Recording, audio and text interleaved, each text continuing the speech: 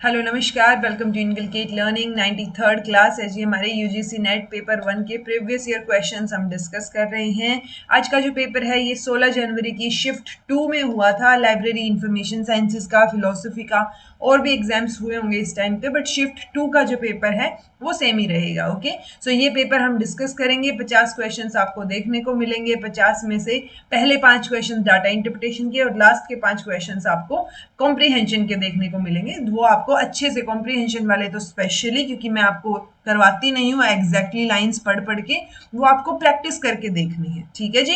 सो data interpretation वाले बहुत important होते हैं, तो जितने ज्यादा पीवाईक्यूज आप प्रैक्टिस कर पाए आपके लिए अच्छा होगा। अगर ऑन मतलब होता है ना लास्ट मिनट पे आप सारे प्रैक्टिस नहीं कर पा रहे हैं, तो एटलीस्ट जो है आप पीडीएफ ले सकते हैं। पीडीएफ में ये रहेगा कि आप कंप्लीटली एक बार फटाफट फटाफट उसको रीडिंग ले सकते हो इन्फॉर्मेशन की तरह। ठीक है, जितनी ज्यादा रीडिंग ली जा सके। पता नहीं चलता कई बार कौन सा क्वेश्चन जो है, कौन सी इंफॉर्मेशन क्लिक करके आपका कोई क्वेश्चन ठीक करवा दे। Okay, so this is presented by me Raveena. Videos informative लगे तो इनकलकेट लर्निंग को लाइक शेयर सब्सक्राइब जहां आप कर सकते हैं। It's absolutely free. So free में इतना तो बनता है कि आप लाइक शेयर और सब्सक्राइब कर दें।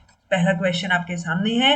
हार्ड डिस्क ड्राइव का नंबर दे रखा है, कितनी हार्ड डिस्क बिकी है, एचडीडीज। ठीक है, सो वो मंडे को कितनी बिकी है, ट्यूसडे, वेंसडे, थर्सडे, फ्राइडे। दो शॉप्स का डाटा दे रखा है, शॉप ए और शॉप बी। अब इस शॉप में इतनी हार्ड डिस्क ड्राइव्स बिकी हैं, उसमें से कितना परसेंटेज, 30% जो है वो परचेज्ड बाय फीमेल्स। यानी कि मैं यहां से कैलकुलेट कर सकती हूँ कि मेल्स ने कितनी जो है वो परचेज की है। ठीक है, क्योंकि इसका 460 का 30% निकालिए, जो आएगा उसको 460 में से माइनस कर दीजिए, वो मेल काउंटर पार्ट ने खरीदी है। या आप ये भी कर सकते हो 460 का 70% निकाल लो। राइट, सो वो चीजें आपको देखनी है। क्योंकि आपको ये 30% तो कैलकुलेट करके डाटा तो निकालना ही है। सो रादर देन 70% कैलकुलेट करना, आप 460 और इनमें से माइनस कर दोगे, वो ज्यादा इजी रहेगा। ओके, ऐसे ही यहाँ पे भी total hard disk sold on that day और उसके बाद परचेज बाय फीमेल्स दे रखा है। ठीक है जी, क्वेश्चन देखते हैं। What's the total number of, what is आएगा ये, what is the total number of HDDs purchased by males from shop B on all 5 days. तो शॉप बी की बात हो रही है और कब की बात हो रही है, सभी दिनों की बात हो रही है। सो इन ऑब्वियसली अब आपको वही सेम डाटा कैलकुलेट करना पड़ेगा, मेल्स वाला।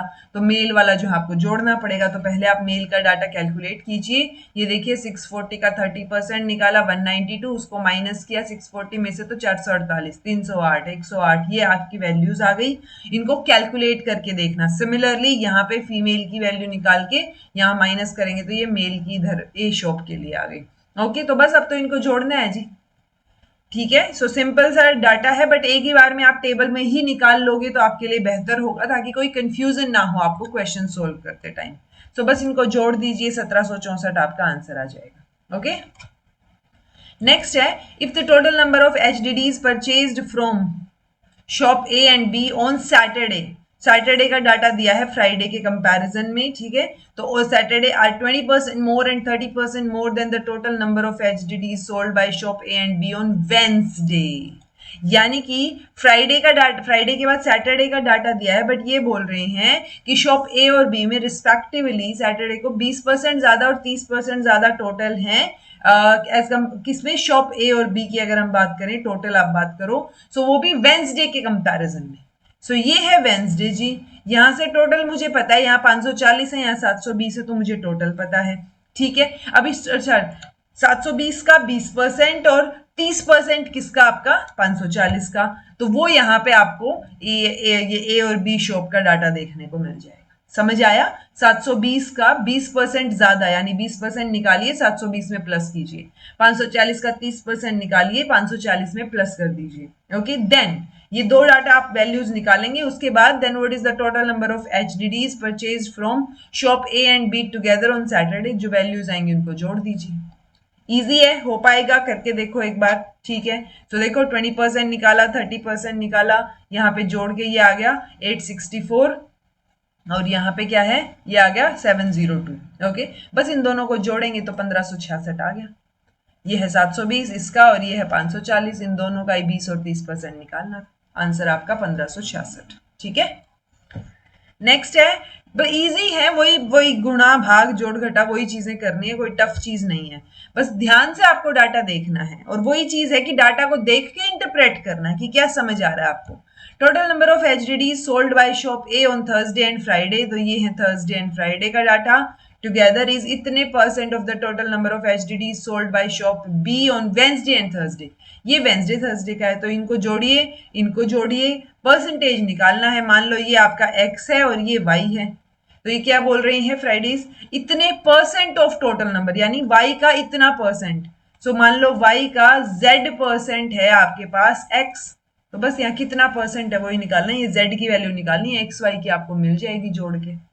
ठीक है जी, आंसर क्या आ जाएगा आपका, ये देखो 1560 यहाँ है, यहाँ पे कितना है 1300, और ये z मैंने यहाँ x लिख रखा है, तो ये निकालना है आपको, आंसर 120 आएगा आपका। ठीक है, सोल्व करके देखना इजी है। Total number of HDDs purchased by females from shop A on Wednesday and Thursday, ये है shop A on Wednesday and Thursday, ये है, इज इतने percent less than the total number of HDDs purchased by males. ये confusion यहाँ हो सकता है, आप डायरेक्ट फीमेल पे या टोटल पे जा सकते हो। Males from shop B on Thursday and Friday, यहाँ पे भी ऐसा देखो, मैंने यहाँ टोटल कर दिया, बट ये फीमेल का पूछा इन्होंने। ठीक है, तो ये वाले डाटा की बात हो रही है। ओके जी, तो आपको ध्यान से पढ़ना पड़ेगा। ये देखो, ये है फीमेल का वेंसडे थर्सडे को, ये है मेल का थर्सडे फ्राइडे को। अब आपको पूरा क्वेश्चन सोल्व करना है। ठीक है, कितने परसेंट लेस, तो बस इनको जोड़िए, यहाँ पे इनको जोड़ दीजिए, कितना परसेंट लेस, पहले तो आपको ये देखना पड़ेगा कितना लेस है। ओके, सो माइनस करेंगे तो लेस आ गया, और उसका परसेंटेज निकालना है फिर अपने को। सो अगेन माइनस किया तो लेस, यानी 180 कम, किससे कम है, 900 से, है ना, 900 और 720, हाँ 900 से ही तो कम है, 720 से तो ज्यादा है ना, तो 180 डिवाइड बाय 900 मल्टीप्लाई बाय 100। ठीक है, 20% आपका आंसर आ जाएगा। What is the ratio between total number of HDDs purchased by males from shop A on Tuesday and Wednesday together on the total number of HDDs purchased by females from shop B on Thursday and Friday together? So again वही male female का ratio तो हमने पहले ही question में, सारा ratio नहीं, male female का data हमने पहले ही क्वेश्चन में कैलकुलेट कर लिया था, वहीं से आपको चीजें उठानी है। आंसर आपका हो जाएगा ये जोड़ दीजिए, ये जोड़ दीजिए, रेशियो निकालिए, सीधा सीधा आंसर आएगा। देखो 8 और 2 10, 3 और 1 4, और 4 और 3 7, 74, और ये कितना है 0, 9 और 2 11, और 2 और 1 3 और 1 4, 410, तो 41 और 74। लेकिन कैसे है वो देख लो एक बार, शॉप ए का ट्यूसडे वेंसडे का टू द, यानी ये 74 और 41 आंसर आएगा आपका। ठीक है, आंसर 4th। चलिए जी, नेक्स्ट क्वेश्चन आपके सामने है। अच्छा, एक बच्चे ने रैंडमली कमेंट किया हुआ था कि आप ना लेक्चर को बहुत बोरिंग बना देते हो। अब आप खुद बताओ कि जब मैं यहाँ अकेले रूम में बैठ के एक वीडियो रिकॉर्ड कर रही हूँ, मैं इसको एंटरटेनमेंट के लिए थोड़ी ना रिकॉर्ड करनी है यार, मैं पढ़ाने के लिए रिकॉर्ड कर रही हूँ, ताकि मिनिमम टाइम में, क्योंकि यूट्यूब है, ये ऑफलाइन क्लास नहीं है कि बातचीत की जा सके, या लाइव क्लास भी नहीं है कि बातचीत हो। सो मिनिमम टाइम में आपका मैक्सिमम आउटपुट कैसे निकल सकता है, राइट। एंड जब चीजें बोरिंग हो जाती हैं, क्योंकि उसने बोला था बोरिंग बना रहे हो आप लेक्चर को, तो जब बोरिंग होती है ना चीजें और आप कंटिन्यूटी में करते हो, बोरिंग चीजें ही आपको सक्सेस दिलाती हैं। ये चीज मैंने बहुत सारे सक्सेसफुल लोगों से सुनी है। ठीक है, मैं नहीं कह रही हूँ, बाकियों से सुनी है जो बहुत बड़े बड़े पदों पे हैं, उनका वही होता है कि कंटिन्यूटी में, डिसिप्लिन में, जब आप सेम चीज करते हो, सेम काम करते हो, दैट मेक्स यू सक्सेसफुल। तो जब आप कंटिन्यूटी में 95 क्लासेस देख लोगे पेपर की 1 की, तब आपके जब मार्क्स दिखेंगे ना आपको कि यार फर्क तो पड़ रहा है, दिख रहा है, फायदा दिख रहा है क्वेश्चन करने का, तब आपको पता चलेगा कि बोरिंग का मतलब क्या होता है। ठीक है, सो बोरिंग का जो वो है ना आउटपुट, वो बहुत अच्छा होता है अगर आप कंटिन्यूटी में डिसिप्लिन के साथ सेम बोरिंग काम कर रहे हो। ओके, अभी भी आप लोगों के पास टाइम है, 25 को है पहला पेपर, सो 25 तक आपके पास टाइम है। आई थिंक आज कितनी तारीख है, आज 9 तारीख है, फिर भी है 15-20 दिन, वही 15 से 16 दिन वापस से हैं आपके पास, 15 लगा लो, 16 भी मत लगाओ, तो 15 दिन में आप कितने क्वेश्चंस कर पाते हो, कितनी चीजें प्रैक्टिस कर पाते हो, that will make the difference. Okay, क्योंकि कई बच्चे ऐसे होते हैं जो कंटिन्यूटी में बहुत पढ़े हैं पहले, लास्ट मोमेंट पे आके पता नहीं कैसे डिमोटिवेशन हो जाता है, या ओवर कॉन्फिडेंस आ जाता है, या मन नहीं करता, वो चीज मत करना। अभी वो कंटिन्यूटी, वो बोरिंग काम, वो डिसिप्लिन, वो मेंटेन रखना है। जब आप अभी काम करेंगे अपने ऊपर, तो ऑटोमेटिकली रिजल्ट आपको जेआरएफ के रूप में देखने को मिलेगा। ओके चलिए जी, ये आज की ज्ञान की बातें हो गई हैं बोरिंग लेक्चर को इंटरेस्टिंग बनाते हुए, ठीक है। सो ये आपका 6th क्वेश्चन आपके सामने है, which of the following are features of choice based credit system, ठीक है। Enhancement of learning opportunities, definitely जब आप चॉइस बेस्ड क्रेडिट सिस्टम दे रहे हो तो उसमें आप चॉइसेस ज्यादा दे रहे हो, ठीक है, तो लर्निंग अपॉर्चुनिटीज आपके पास ज्यादा है। Flexibility for working learners to complete the programme over an extended period of time, okay. Improvement in educational quality and excellence, ठीक है। Compatibility between learners scholastic abilities and aspirations, तो आपकी जो एस्पिरेशंस हैं और स्कॉलिस्टिक लेवल पे जो abilities हैं उनको कंपैटिबल बनाने की कोशिश है चॉइस बेस्ड क्रेडिट सिस्टम। तो ये सारी स्टेटमेंट्स बिल्कुल सही हैं, बढ़िया हैं, सारी की सारी सही हैं। चॉइस बेस्ड क्रेडिट सिस्टम जहां पे आपको ऑप्शंस ज्यादा मिलते हैं चॉइसेस के बेसिस पे कि कौन सा सब्जेक्ट आप लेना चाह रहे हो और उस बेसिस पे क्रेडिट्स आपको मिलते हैं। ये क्वेश्चन नया है जी, रिपीट होने के चांसेस हैं, इसको ध्यान रखिएगा। Which of the following are units of measuring turbidity. Usually हमने देखा है कि फिजिकल पैरामीटर या केमिकल पैरामीटर क्या है, टर्बिडिटी देखने का, ठीक है, या टर्बिडिटी एक फिजिकल या केमिकल पैरामीटर है यानी क्या है, ठीक है, तो वो चीज हमने देखी थी क्वेश्चन में। बट यहाँ पे टर्बिडिटी को मेजर करने के लिए कौन कौन सी यूनिट है वो आपसे पूछी है। 3 ही ऑप्शन है, यानी इनमें से 2 ऑप्शन तो गलत हैं। कौन से सही हैं? सही है ए, सी और ई, यानी जैक्सन टर्बिडिटी यूनिट, देन आपकी नेफिलोमेट्रिक टर्बिडिटी यूनिट और आपका लास्ट फॉर्मेजीन, ठीक है। सो अब याद रखना फर्मी और डर्सी नहीं है और बाकी 3 हैं। ये क्वेश्चन रिपीट हो सकता है, ऐसा क्वेश्चन पहले देखने को नहीं मिला है काफी टाइम से। Okay, so Jackson turbidity unit historical unit है बेस्ड ऑन विजुअल कंपैरिजन, कि आप एक जैक्सन कैंडल टर्बिडिटी मीटर आप लेंगे, उसके बेसिस पे आप देख के बताएंगे चीजों को, ठीक है। देन है, और ये ऑब्वियसली इतना एक्यूरेट नहीं होगा ये मेथड, नेफ्लोमेट्रिक टर्बिडिटी यूनिट, यहाँ पे अमाउंट ऑफ लाइट स्कैटर्ड, कितनी स्कैटरिंग हो रही है एक नेफिलोमीटर यूज करके। एक है फॉर्माजीन टर्बिडिटी, ये जो है आपको स्टैंडर्ड फॉर्माजीन सॉल्यूशन के बेसिस पे आप पता करोगे कि कितनी टर्बिडिटी है। ओके, सो केमिस्ट्री आपके होता है ना, साइंसेस केमिकल्स वाली चीजें हैं, बट ये तीनों नाम आपको ध्यान होने चाहिए। There is no theoretical principle that cannot be put into practice because such theoretical principle is no theoretical principle at all. So यानी आप बोल रहे हो कि ऐसा कोई theoretical principle नहीं है जिसको practice में ना लाया जा सके। अगर ऐसा है, क्योंकि ऐसा कोई theoretical principle है ही नहीं जो theoretical principle हो at all, ठीक है। सो आपको क्या नजर आ रहा है? स्लिपरी स्लोप नहीं, स्ट्रॉमैन, इनअप्रोप्रिएट अथॉरिटी या बैगिंग द क्वेश्चन। आप एक ही चीज को बार बार घूम फिर के सेम चीज नहीं कह रहे हो, सर्कल में नहीं घूम रहे हो, that is bagging the question, ठीक है। Which of the following was established in 1925 to promote university activities by sharing information and cooperation in the field of education, culture, sports and allied areas? 1925 में क्या चीज जो है बनी थी? सो inter university या क्या है? इंटर यूनिवर्सिटी बोर्ड है जो बाद में एसोसिएशन ऑफ इंडियन यूनिवर्सिटीज कहलाया। मैंने आपको जो मैराथन्स करवा रखी है, इनफैक्ट जो अभी रिवीजन के लिए नोट्स भी जो आपको प्रोवाइड किए उसमें भी एक क्रोनोलॉजी है। सो इंटर यूनिवर्सिटी बोर्ड हमेशा मेंशन किया मैंने कि 1925 में बना था, बाद में इसको एसोसिएशन ऑफ इंडियन यूनिवर्सिटीज बोल दिया गया था। ओके, सो शेयर कब करोगे? जब इंटर यूनिवर्सिटी बोर्ड होगा, यानी अलग अलग यूनिवर्सिटीज से आप जो है चीजें कंबाइन करके कुछ कर रहे हो कल्चरल लेवल पे, एजुकेशनल लेवल पे। ओके, सो ये इंटर यूनिवर्सिटी बोर्ड जो है आपका आंसर रहेगा। नेक्स्ट है, which of the following statements are true regarding Takshashila? So great grammarian Panini had his education there. So Takshashila से हमने कौटिल्य तो याद कर रखा है, पानिनी भी थे वहां से, ये बताओ। कौटिल्य वाज लर्नर देयर, ये बात ठीक है। It had its gates open to all providing free education, students had to pay for their education. तो इसमें से तो 2 ही चीजें ठीक हो सकती है ना, या तो वो फ्री प्रोवाइड कर रहे हैं या वो पे कर रहे हैं, यानी या तो ए बी सी आएगा या ए बी और डी आएगा, right. So A B C A B D में से, यानी 2 ऑप्शन तो आपके कट आउट हो गए। आंसर क्या है आपका? ए बी और डी है जी, ठीक है। सो उनको पे करना पड़ता था एजुकेशन के लिए, ना कि बिल्कुल फ्री हो। सारी की सारी चीजें फ्री में नहीं थी। ओके, और यूजुअली फ्री एजुकेशन की बात हम वो होता है ना प्राइमरी लेवल तक करते हैं, यानी 6 से 14 साल की जब भी बात हुई है फ्री की, वो इनिशियली फ्री एजुकेशन की बात हुई है।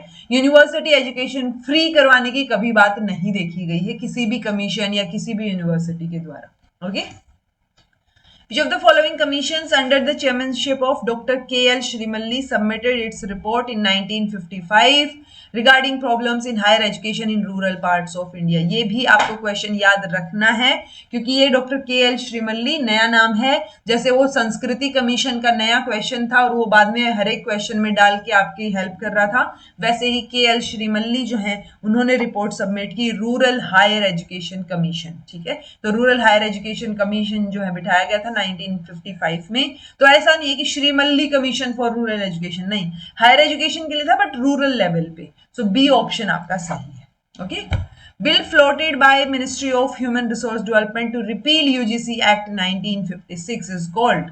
तो ये बिल फ्लोट हो रहा है आजकल, तो ये बिल का नाम पूछा गया था, या higher education reforms bill, university education reforms bill, university education commission bill, या फिर higher education commission of India bill.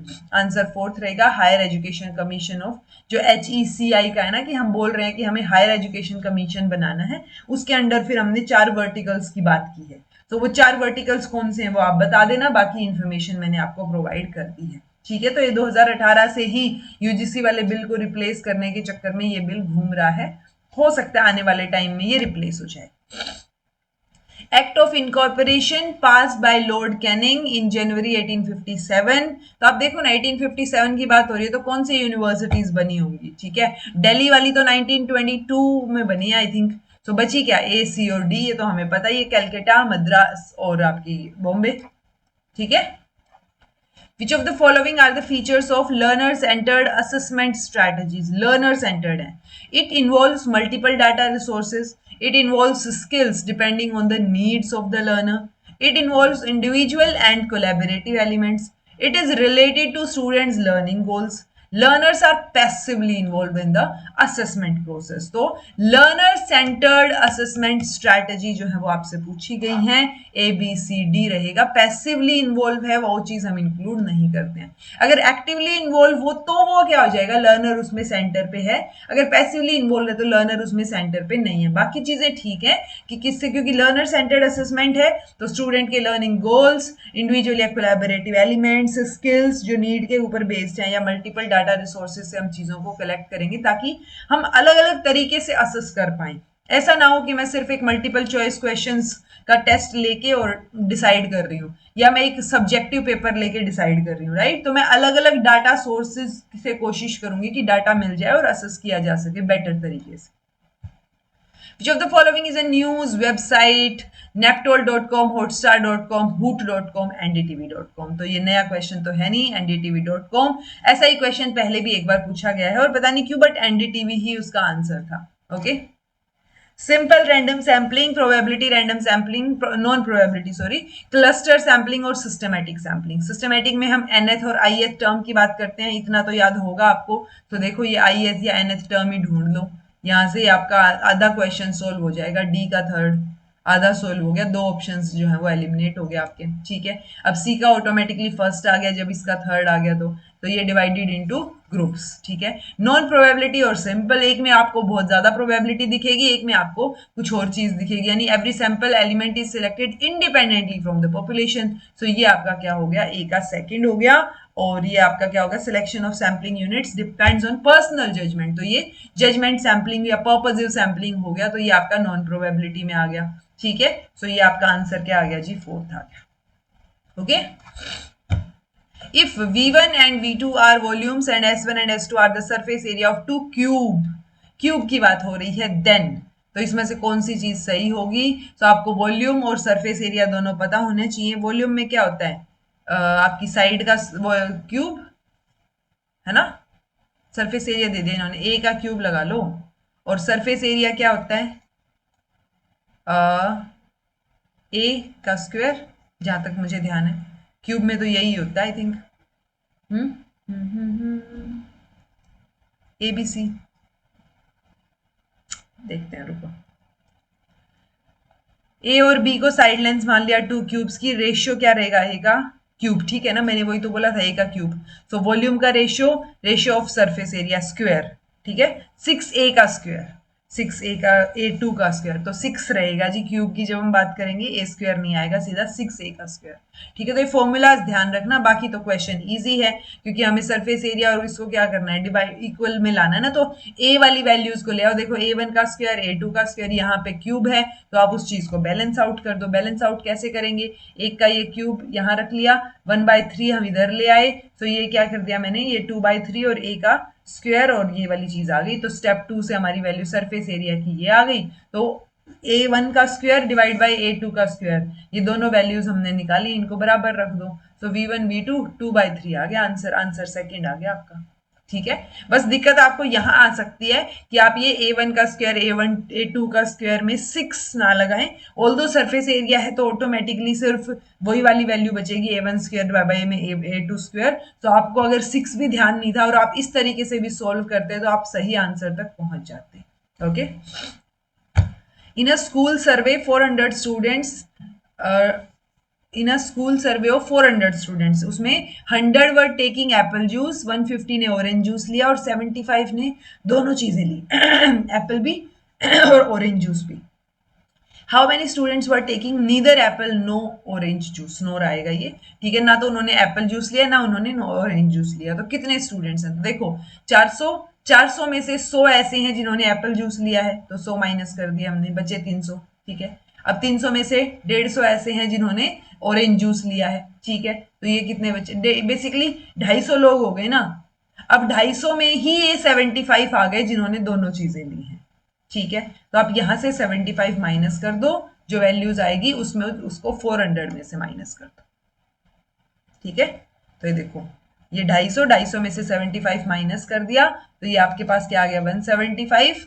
ठीक है, क्योंकि 75 दो बार काउंट हो रहा है, और स्टूडेंट जिन्होंने कुछ भी नहीं लिया वो 400 में से 175 माइनस कर दिया, यानी 225 बच्चे ऐसे हैं जिन्होंने ना एप्पल का जूस लिया ना ऑरेंज का जूस लिया। मालवेयर की टर्म दे रखी है, और ये टर्म हमेशा सुनी हुई है, पेलोड, वर्म, देन आपका ये आपका फिशिंग और spamming. A program that can replicate itself, travels over network. Okay, scam, destructive event और prank या virus was created to deliver email। Email वाले में तो ये फिशिंग आना चाहिए ना, फिशिंग या स्पैमिंग, इन दोनों में से तो ये साउंड कर रही है। ठीक है, अगर मुझे कुछ भी नहीं पता, तो मान लो मैंने रिवाइज भी नहीं कर रखा, तो मैं कैसे सोल्व करूंगी। तो डिस्ट्रक्टिव इवेंट और एक virus was created to deliver, तो क्रिएट किया गया, पेलोड जैसा साउंड कर रहा है ये। And a program that can replicate, तो वर्म रेप्लीकेट करता है या नहीं, ये बताओ। रेप्लीकेट कर सकता है, बी का फर्स्ट। अगर मैं बिल्कुल रैंडमली गैस करने की कोशिश करूं, ये वाला थर्ड, सेकंड आएगा क्या आंसर, सेकंड आएगा। ठीक है, सो बहुत रैंडम गैसेस थे, फिर भी आपका क्वेश्चन सही निकल रहा है एक चीज से भी। ठीक है, तो 3 और 1 यहीं से आपका आंसर हो गया। फिशिंग का जो आप बात करोगे वो ये आ गया। स्कैम जिसमें ये आपका परपिट्रेटर जो है वो सेंड करता है ईमेल, जो आपको ईमेल मैसेज की तरह लगेगा, और एक पर्सनल और फाइनेंशियल इंफॉर्मेशन ट्रैक करने के लिए, लेने के लिए आपसे, वो फिशिंग है। स्पैमिंग में आपको अनसोलिसिटेड मैसेजेस जो है वो बहुत बार देखने को मिलेंगे, सेम टाइम पे कई लोगों के पास जा रहे हो। ओके, वॉर्म और वायरस में कई बार कंफ्यूजन हो जाता है, उसमें क्रिएट मत करना कंफ्यूजन, ध्यान रखना उस चीज को। If the statement all cows are herbivores is given as true, तो इनमें से कौन सी इमीडिएटली ट्रू हो जाएगी। अगर सारी काउज हर्बीवोर्स हैं तो obviously some cows are herbivores, तो ये तो ठीक होएगी ही होएगी। ए ई आई ओ, अगर ये ए सही है तो आई भी तो सही है ना बाय डिफॉल्ट। अगर ए गलत होता तो ये चांसेस हो जाते कि मे भी सही हो गलत हो, बट अगर ई सही है तो ओ ऑटोमेटिकली सही हो गया ना, राइट। सो वो चीज आपको ध्यान रखनी है, आंसर सेकंड हो जाएगा। अनोवा की full form, analysis of variable, analysis of variance, variation, variable averages, तो ये तो बता रखी है मैंने आपको, जो बेसिक 10 क्लासेस ली थी स्टैट की, बोर्ड पे समझाए थे कॉन्सेप्ट्स, वो वाली चीज है ये। अनोवा एनालिसिस ऑफ वेरिएंस आपका आंसर रहेगा। एनकोवा भी पूछा जा सकता है, ANCOVA analysis of covariance. Okay, who argued that technological changes in the ways in which we encode information lead to radical changes in the society। so technological changes की ये question हमने पहले भी देखा हुआ है, आंसर आपका मार्शल मैकलुहान रहेगा। ठीक है, ये इंफॉर्मेशन पहले भी आ चुकी है कई बार। Identify the correct statements regarding variables. Okay, researcher जो है वो मैनिपुलेट करेगा इंडिपेंडेंट वेरिएबल को डेफिनेटली, और उसके बेसिस पे डिपेंडेंट चेंज होएगा, सही बात है। Dependent variable is the outcome being measured, हाँ, यानी आउटकम जो डिपेंडेंट वेरिएबल में चेंज हो रहा है उसको हम मेजर करेंगे। Extraneous variables are always controlled, तो ऑलवेज नहीं होता, आप कोशिश करते हो बट सारे के सारे आप कंट्रोल कर नहीं पाते हो। देन है control variables lead to spurious relationships. तो देखो ए बी सी डी तो वैसे ही ठीक नहीं है, ठीक है, तो ए और बी फॉर श्योर ठीक है, सी गलत है। ए और बी फॉर श्योर ठीक है, सी गलत है, आंसर क्या हो जाएगा, फर्स्ट हो जाएगा, राइट। देन है T of B T X, तो बी टी एक्स अभी एक दो दिन पहले ही क्लास में आया था, मैंने आपको बताया था, याद रखो। तो टी से क्या हो जाएगा जी, टोल्यूइन हो जाएगा, ठीक है। सो बी टी एक्स की full form benzene, toluene, ethyl benzene और जाइलीन। तो इसको याद रखना, ये ग्रुप है वोलेटाइल ऑर्गेनिक कंपाउंड्स का जो पेट्रोलियम प्रोडक्ट्स में मिलते हैं, ठीक है। Which of the following statements are logically equivalent? तो अगेन कॉन्ट्रापोजिशन कन्वर्जन और वो वाला क्वेश्चन है, ये आपको आनी चाहिए ये चीजें। सम एनिमल्स आर हर्बीवोर्स, तो हमने क्या किया हुआ है, ए ई आई ओ हमने किया हुआ है। सबका ओबवर्जन जो है, अब आपको ये भी पता ओबवर्जन में होता क्या है, ओबवर्जन जो है वो इक्विवेलेंट स्टेटमेंट देता है आपको। और कॉन्ट्रापोजिशन, कॉन्ट्रापोजिशन है ना, होल का नो नहीं, कन्वर्जन, कन्वर्जन और यहाँ पे कॉन्ट्रापोजिशन, ठीक है। सो ये चीजें आपको क्या देती हैं, ए वाले का कन्वर्जन और ऑबवर्जन आपको लॉजिकली इक्विवेलेंट स्टेटमेंट देगा, ओके। अगर मैं गलत हूं तो मुझे बताना ये चीज, क्योंकि ऑबवर्जन तो सब में है, दो में कॉन्ट्रापोजिशन है, दो में कन्वर्जन है। सो मुझे जहां तक ध्यान आ रहा है ए का कन्वर्जन और ओ का कन्वर्जन, ठीक है। तो क्या स्टेटमेंट रहेगी, ए और डी आपकी सेम स्टेटमेंट है। सम एनिमल्स आर हर्बीवोर्स और some animals are not non herbivores, तो वही नॉन ये कैंसिल करोगे तो सेम ही स्टेटमेंट बन के आती है, ओके। तो याद रखिएगा ये कंट्रापोजिशन वाली चीजें मैंने हर बार नहीं डाल रही हूं मैं, बट मैंने डाली हुई है ऑलरेडी आपके पीपीटीज में, या जो आप पहले जो हमने इतने सारे क्वेश्चंस किए हैं, सो कंट्रापोजिशन वाली चीजें ऐड की हुई है। Which of the following learning provide strategic help in initial stages of learning gradually diminishing as students gain independence. तो यानी कि आप इनिशियली हेल्प ऑफर कर रहे हो, धीरे धीरे वो हेल्प आपने कम कर दी है, ठीक है। सो ये लेटेंट लर्निंग है, असिस्टेड लर्निंग है, एक्टिव लर्निंग है या पैसिव लर्निंग है, तो आंसर आपका असिस्टेड हो जाएगा। आपने असिस्टेंस दी, धीरे धीरे आप वो असिस्टेंस वापस खींच रहे हो जब बच्चा इंडिपेंडेंट हो रहा है, कर रहा है चीजों को। Identify the correct order A to E related to document production to complete the following paragraph. The unit used to measure the size of a font is called portrait, gutter, point, orphan और landscape. Okay नहीं पता आप। Then आगे चलते हैं, a page orientation can be, तो page orientation या तो आपकी पोर्ट्रेट हो सकती है या लैंडस्केप हो सकती है। सो या तो ए और ई आएगा या ई और ए आएगा, दोनों ही चीजें ठीक है। सो ई और ए ई, यहां तक, यानी ये दो तो ऑटोमेटिकली गलत हो गए, ठीक है।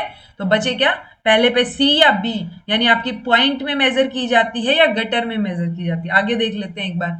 The special margin that is placed at the top और edge to clear the text from the fold in a page is called, तो उसको हम क्या बोलते हैं, क्या बोलते हैं, गटर, पॉइंट, ऑर्फन, ओके। हम हेडर फुटर तो देखा है हमने, ये तो नहीं देखा। When the first line of paragraph appears in the last line of a page then it is called, तो इसको क्या बोलेंगे, तो इसको पॉइंट तो बिल्कुल नहीं बोलेंगे, आई थिंक पॉइंट में तो ये मेजर होनी चाहिए।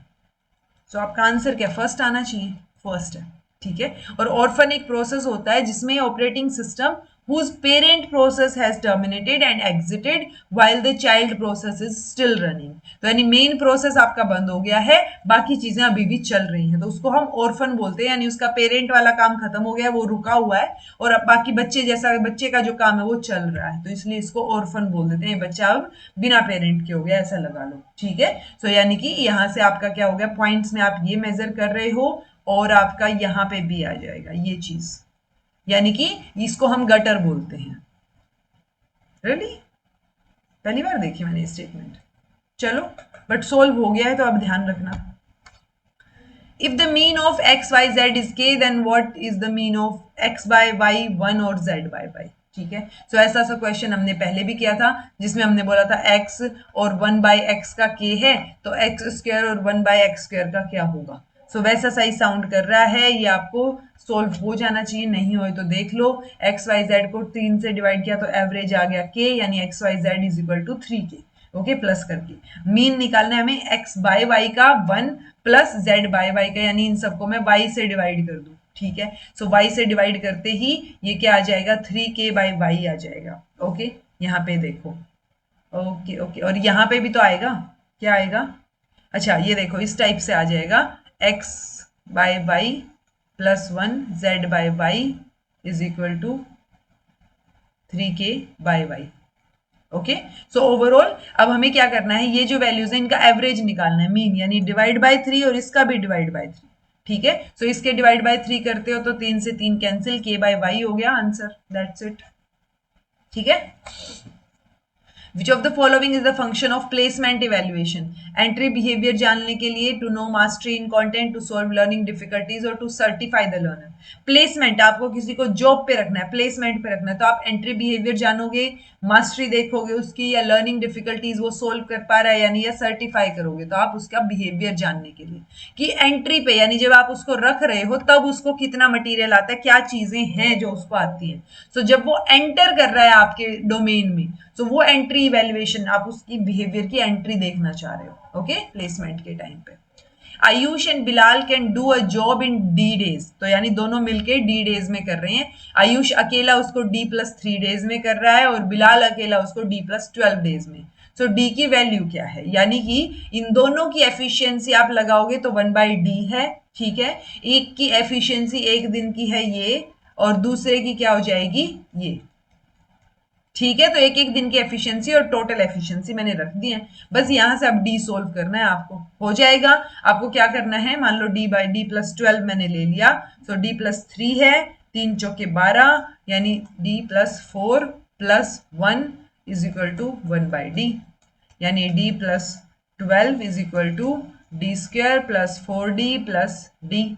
तो बस ये सोल्व करना है, ये आपकी वो टर्म आ जाएगी जिसमें आपको वो पूरा का पूरा सिचुएशन देखना होता है इस टाइप से। ठीक है, तो ये तो मैंने आपको बता दिया, देन ये सोल्व करना है अब आपको, ये वाली चीज हो जाएगी सोल्व। ठीक है, मैंने दूसरे तरीके से लिया था, इन्होंने ऐसे ले लिया, ये और भी इजी तरीका हो गया, दोनों को ही नीचे रखो, ऊपर प्लस में रख दो, तो आपका आंसर या तो +-6 आएगा। अब ऑब्वियसली माइनस में तो नहीं हो सकते दिन, तो प्लस में ही होंगे, तो आंसर आपका 6 आ जाएगा प्लस का। Find the next term of the letter series ABCD लिख लो, यहाँ पे वो ज्यादा बेटर रहता है, कंफ्यूजन क्रिएट ना हो। ABCDEFGHIMNOPQRSTUVWXYZ। ठीक है, अब देखो A से शुरू किया इन्होंने, A, then B, then D, D के बाद H। ठीक है, सो ये तो है इसके फर्स्ट लेटर्स का सीरीज, तो अगला क्या आना चाहिए। अगर मैं दूसरे लेटर्स का सीरीज देखूं तो क्या है, C, देन C के बाद D, ओके, C के बाद D के बाद F के बाद J। तो बस ये पैटर्न ढूंढना है अब अपने को भाई। पैटर्न कैसे मिलेगा, तो यानी A B, देखो यहाँ पे कुछ नहीं छोड़ा, फिर C एक छोड़ा, 3 का गैप आया, 1 3, तो हमें 1 2 3, 1 3 के बाद या तो 5 या 7 इस तरीके का ही साउंड करता है। तो मान लो मैंने H के बाद 1 2 3 4 5 6 7 8 9, 1 7 9। ठीक है, ओके,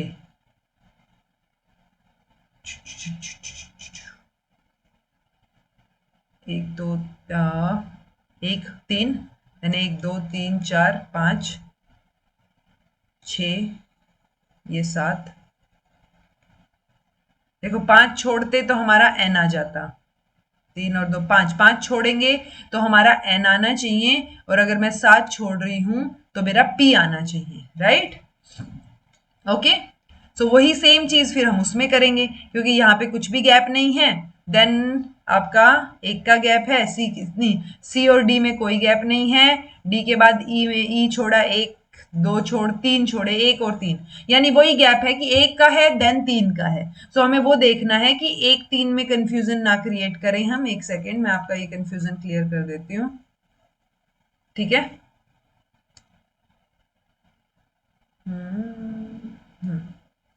सो अगर मैं यहां से ये देखो, L वाला तो नहीं होगा, L L N, ठीक है, L यहाँ है, सो H के बाद 1 2 3 छोड़ दिए, एल आ गया, नहीं 3 का गैप नहीं आएगा, या 5 का आएगा, 7 का आएगा, 9 का आएगा, वो वाली सीक्वेंस नजर आ रही है, ठीक है। देन है आपका एम, एम पी और एन में से हमें एक देखना है, अगर हम इसको भी फिगर आउट कर पाए तो एच के बाद अगर मैं 1 2 3 4 4 छोड़े तो एम आया, नहीं होएगा, ठीक है।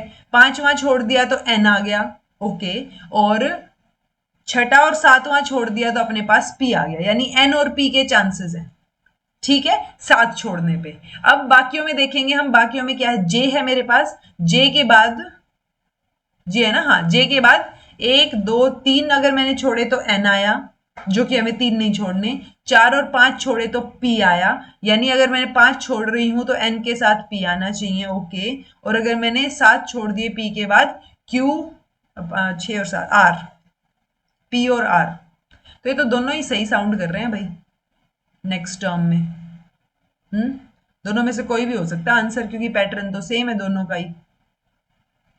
अच्छा, एन एन के बाद जे के एल एम एन, एन के बाद पी और पी के बाद आर, ठीक है, दोनों ही स्टेटमेंट सही नजर आ रही है मुझे, तो कोई और पैटर्न आपको नजर आए तो आप मुझे बताना। आंसर क्या दे रखा है, 3rd दे रखा है इन्होंने, ठीक है, क्योंकि 7 वाला छोड़ दिया इन्होंने, एक एक के बाद 3 3 के बाद 7, 7 का गैप लेके फिर ये पीपीआर दे रहे हैं, ओके। सो 1 3 के बाद 5 नहीं लिया इन्होंने, 5 लेते तो अपने पास एन एन और पी आ जाता। सो ठीक है, 3rd आंसर दे रखा है, दोनों ही लॉजिकली ठीक थे, तो ये शायद फिर चैलेंज भी कर सकते थे बच्चे। देन है list 1 nuclear fuel cycle process, mining, milling, enrichment और डिस्पोजल। तो ये क्वेश्चन भी रिपीट हुआ है, पहले आया हुआ है, ठीक है। सो आप माइन करते हो किसको, spent fuels, their products, okay. Reactor grade आपका यूरेनियम, यूरेनियम और येलो कोक, तो आंसर आपका 3rd रहेगा। माइनिंग आप यूरेनियम और की यूरेनियम करोगे आप, ठीक है, सॉरी और की माइनिंग करोगे आप, निकालोगे उसको और को। देन आपका 4th मिलिंग येलो कोक, तो ये भी ध्यान रखना है। देन एनरिचमेंट, एनरिचमेंट जो है वो रिएक्टर ग्रेड यूरेनियम, क्योंकि एनरिचमेंट प्रोसेस के थ्रू आपने यूरेनियम और से ये चीज बना ली है, ठीक है। डिस्पोजल तो आपका क्या हो गया, आपका spent fuels, okay. Which of the following statements are so related that they cannot both be true but they both be false? ना वो साथ में सही हो सकती है, ना वो गलत हो सकती है, तो ए ई आई ओ ये दोनों साथ में सही नहीं हो सकती, ऑल और ये वाली, बट गलत हो सकती हैं, ठीक है। तो साथ में सही और गलत, तो ये कॉन्ट्राडिक्टरी नहीं होंगे, ना तो ये साथ में सही होते ना ये साथ में गलत होते, हमेशा ऑपोजिट होते हैं। सो आप देख लो यहाँ पे, ये है ए, देन ऑल डॉग्स ये आई, देन ये आपका ओ और ये आपका ई, तो आपका या तो ए और ओ होना चाहिए, यानी ए और सी आंसर होना चाहिए, या फिर आपका बी और डी होना चाहिए। बी और डी ऑप्शन में नहीं है, तो बचा आपका ए और सी, ठीक है। तो जो कॉन्ट्राडिक्टरी है वो आपका क्या रहेगा आंसर, जो साथ में ना सही हो सकते ना गलत, अगर ए सही है तो ओ गलत होगा, ओ गलत है तो ए सही, उल्टा, ठीक है।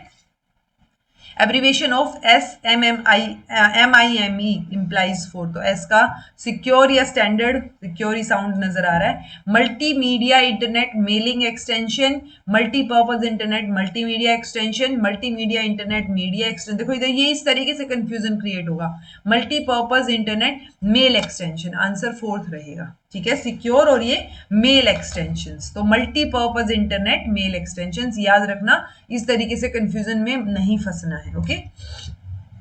एटलीस्ट जो PYQs में आई हुई हैं वो टर्म्स तो याद रखो। Identify the correct statements about effective communication. Non verbal communication include written words, non verbal में तो कोई रिटर्न या बोल आता ही नहीं ना, बोलने का भी नहीं आता, जेस्चर्स आते हैं, गलत है। अगर ये गलत है तो आंसर बी सी डी या सी डी बचा, तो अब बी का देख लो। Cultural differences can affect the interpretation of message, बिल्कुल सही। Then interpersonal communication involves direct interaction, सही है। Effective communication ensures clarity and mutual understanding, सारे सही है जी, आंसर आपका बी सी डी आ जाए, okay. Which of the following are examples of an application software?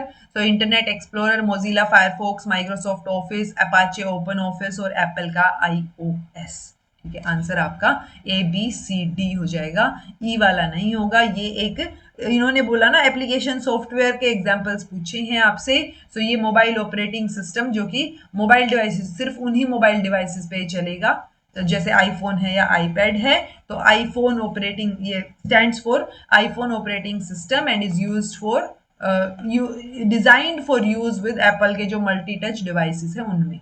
सो ये ई नहीं आएगा, बाकी सारे ठीक है। अपाचे का ओपन ऑफिस ये भी क्या है आपका, जैसे एमएस वर्ड होता है वैसे ही है। एमएस वर्ड एमएस ऑफिस का ही एक पार्ट होता है, तो एमएस ऑफिस, मोजिला फायरफॉक्स, ये सारी की सारी क्या है, एप्लीकेशन सॉफ्टवेयर है। Okay, which of the following are components of formative evaluation culture in classroom? components पूछे formative evaluation culture के। then है use of multiple transactional approaches to address diverse needs of students। okay, identification of learning goals and tracking of individual progress। ठीक है, आप formative evaluation कर रहे हो। Feedback and adjustments in teaching learning process as per the needs, ये बात भी ठीक नजर आ रही है। पैसिव एंगेजमेंट नहीं, लर्निंग प्रोसेस चाहे कैसा भी हो आप पैसिवली एंगेज नहीं करोगे बच्चे को। आंसर क्या हो गया, ABC हो गया। ठीक है, Which of the following is correct? Validity does not focus on the accuracy of instruments measurement। Validity जो है वो एक्यूरेसी पे फोकस नहीं करती। Validity doesn't check the systematic and random errors. Reliability validity related है एक दूसरे से। Face validity is probably the strongest way to find out the validity of the measurement for a research. तो कौन सा इसमें सही है वो आपसे पूछा, आंसर थर्ड आ जाएगा, दोनों रिलेटेड हैं। और भी तरीके हैं जो स्ट्रॉन्गेस्ट हो सकते हैं रादर देन फेस वैलिडिटी। ठीक है, फेस वैलिडिटी में तो हम ऊपरी तौर पे बताते हैं, तो this is not the for sure not the strongest way. Okay, validity systematic और ये बिल्कुल चेक करती है, एक्यूरेसी चेक करती है वैलिडिटी। ओके, और रिलायबिलिटी जो है वो कंसिस्टेंसी चेक करती है। Arrange the following developments in mass communication. Printing press, launch of first television network, emergence of radio broadcasting, creation of internet, then social media. ये ऐसे ही साउंड कर रहा है, तो सही तो प्रिंटिंग आ गया, फिर टीवी, टीवी से पहले रेडियो आएगा ना शायद। ACBDE, ACBDE फोर्थ साउंड कर रहा है, सही। ठीक है, पहले रेडियो आया था, फिर टीवी आया था, फिर इंटरनेट, इंटरनेट के बाद सोशल मीडिया प्लेटफॉर्म्स आए। According to classical Indian logicians न्यायिकास, which of the following arguments commits the fallacy of irregular middle. So irregular middle करवा रखा है आपको। Sound is a quality because it is visible, sound is eternal because it is produced, sound is eternal because it is audible, fire is cold because it is substance। तो answer आपका third हो जाएगा, क्योंकि eternal और Audible, Audible बहुत narrow term हो गई एक तरीके से। वही चीज हम किसमें पढ़ते हैं, रेगुलर मिडल में। एक नैरो टर्म, एक बहुत वास्ट टर्म, वो वाली चीजें हमने देखी हैं। Performance of computer hardware components is measured in various ways. Performance of which of the following hardware components is measured in hertz? तो ये question already match the following में आया हुआ है प्रीवियस ईयर्स में। सो हर्ट्स में आप किसको मेजर करते हो, हर्ट्स में आप सीपीयू, सीपीयू की जो हार्डवेयर कंपोनेंट है उसको मेजर कर रहे हो आप। ठीक है, सीपीयू रहेगा answer. Millennium development goals MDG, मैंने आपको 8 एमडीजी और 17 के 17 एसडीजीज याद करने को बोला हुआ है। एमडीजीज बता दीजिए, 1, 2, 4 और 7। तो सबसे पहले क्या था, पहले वाले में भी हम यही करते हैं, फोर्थ आना चाहिए पहले का। ठीक है, देन ऑब्वियसली सेकंड का तो इन्होंने ऑटोमेटिकली थर्ड खुद ही दे दिया। अब आपका फोर्थ और सेवंथ, इंश्योर एनवायरमेंटल सस्टेनेबिलिटी और अचीव यूनिवर्सल, नहीं, first and second, reduce child mortality. तो कौन सी चीज आप पहले रखोगे गोल्स में, वो थोड़ा आइडिया लगा के अगर आप देखें तो आंसर इसका फोर्थ है क्या, फोर्थ है। ठीक है, वो थोड़ा आइडिया ये है कि आप देखो, मैंने आइडिया ये लगाया, मुझे ध्यान नहीं था कि पहले पे क्या चीज होगी, बट पहले पे ऑब्वियस सी बात है, सस्टेनेबल डेवलपमेंट में भी हम हंगर और पॉवर्टी की बात कर रहे हैं पहले दूसरे पे, यहाँ पे भी हम किसकी बात करेंगे, सबसे पहले पे हंगर और पॉवर्टी की। ये पहले इकट्ठे एक ही गोल में बात करते थे, सस्टेनेबल डेवलपमेंट गोल्स में हमने पॉवर्टी और हंगर को अलग अलग कर दिया। ठीक है, देन है दूसरा इन्होंने खुद ही आंसर दे दिया, सारों का ही थर्ड है, यानी कि ये आपका सेकंड वाला क्या है, अचीव यूनिवर्सल प्राइमरी एजुकेशन। ठीक है, तो प्राइमरी एजुकेशन हमें अचीव करनी है।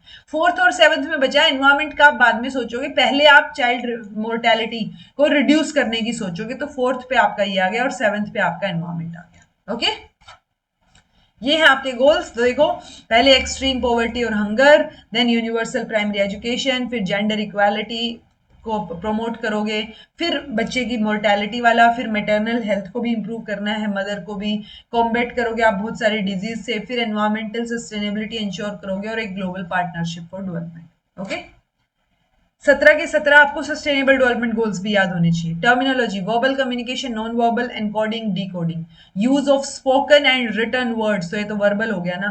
फेशियल एक्सप्रेशन की बात कर रहे हो तो ये क्या हो गया, नॉन वर्बल हो गया। Converting thoughts into message, thoughts को मैसेज में किया यानी एनकोड किया है, इन मैसेज को इंटरप्रेट कर रहे हो, डीकोड कर रहे हो। First, second, third, fourth, answer third हो गया। ठीक है, which of the following is correct? Factor design is used for one dependent variable and two or more independent.